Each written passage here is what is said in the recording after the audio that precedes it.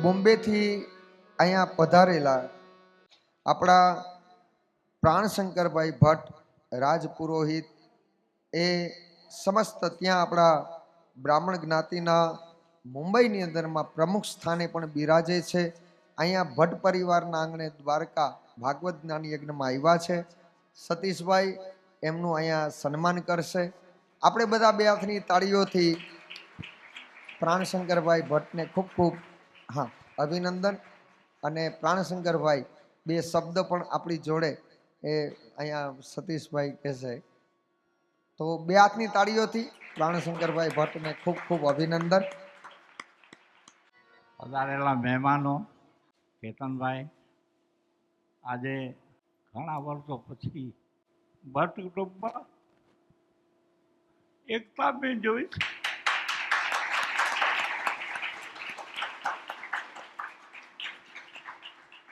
આજે નંદુ જે છોકરો સેન્ડવિચ બનાવતા બનાવતા આજે કરોડપતિ થયો.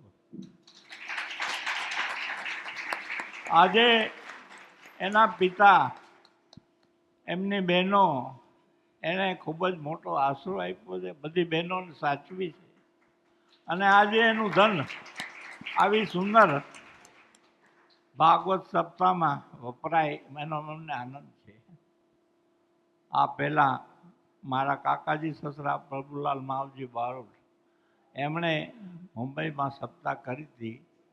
મારી ધારણા પ્રમાણે આજ સુધી આપણી નાતમાં એવડી ભવ્ય સપ્તાહ કોઈ થઈ નહીં હોય. હું એમને ધન્યવાદ આપું છું. અને આ પ્રોગ્રામ પત્યા પછી મારે બીજું પણ થોડું કહેવાનું છે, હું કહીશ. અને એક મોટા જમાઈ તરીકે હું ભટ્ટ કુટુંબને આશીર્વાદ આપું છું કે આવી એકતા કાયમ જળવાઈ રહી અને વડીલોને માન આપતા રહે. આજે મેં જોયું, આજે હું કદાચ નાતમાં સૌથી મોટી ઉંમરનો 86 વર્ષનો છું. આ છોકરાઓના જે સંસ્કાર છે મેં જોયા છે, ધાર્મિક ભાવના મેં જોઈ છે.